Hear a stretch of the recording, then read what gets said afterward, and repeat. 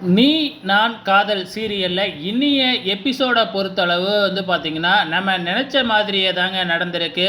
எப்படியோ ஆகாஷ் தான் மனசுல நெனச்சிருந்தத செஞ்சு முடிச்சுட்டாப்ல. அணுக்கழுத்துல தாலிய கட்டிட்டாப்ல. அணுவ கழட்ட சொன்னா, "இல்ல, இல்ல என்னாலலாம் கழட்ட முடியாது. அவரையே கழட்ட சொல்லுங்க." அப்படின்னு அணு பார்த்தீங்கன்னா, கழட்ட மனசு வரல. அணுவாலேயே கழட்ட முடியலன்னா, நம்ம ஆகாஷ் மட்டும் எப்படி கட்டினவர் திருப்பி கழட்டுவாரு? நானும் கழட்ட முடியாது. நீ வேணா கழட்டிக்க அப்படின்னு சொல்லி பார்க்குறாங்க.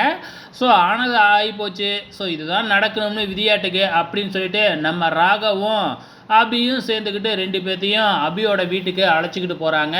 அங்கே போன உடனே எல்லாருக்குமே ரொம்பவுமே அதிர்ச்சியாக இருக்குது. அணுவோட அப்பா பயங்கரமாக கோவப்பட்டு ஆகாஷை திட்டுன்னு திட்டிக்கிட்டு இருக்கிறாரு. ஃபைனலாக இதுக்கப்புறம் வேறு வழியே இல்லை. இந்த கல்யாணத்தை ஏற்றுக்கிட்டு தான் ஆகணும். ஸோ அணுவோட அம்மா அணுவை தனியாக அழைச்சிக்கிட்டு போயிட்டு சமாதானப்படுத்திடுறாங்க. இதுக்கப்புறம் நம்ம கையில் ஒன்றுமே இல்லை அப்படின்னு சொல்லிட்டு, நீ ஆகாஷ் கூட அவங்க வீட்டுக்கே போ அப்படின்னு பார்த்திங்கன்னா மூட்டை முடிச்செல்லாம் கொடுத்து விட்டு ஆசீர்வாதம் பண்ணி கூடவே அவங்களும் போகிறாங்க. அதே டைமில் நம்ம ராகவ் முன்னாடி போயிட்டு அவங்க சித்தி சுந்தரியை பார்த்திங்கன்னா ஆரத்தி தட்டோட வெளியே வர சொல்கிறாங்க. ஸோ மற்ற எல்லாரையுமே வெளியே வர சொல்கிறாப்புல நம்ம ராகவ். ஸோ என்னத்துக்காக ராகவ் வர சொல்கிறாப்புல அப்படின்னு கூட யோசிக்காமல் ஆரத்தி தட்டோட வெளியில் வந்தால் முன்னாடி நம்ம அணுவும் ஆகாஷும் கல்யாண கோலத்தில் நிற்கிறாங்க. இதை பார்த்த உடனே சுந்தரிக்கு பயங்கரமான அதிர்ச்சி.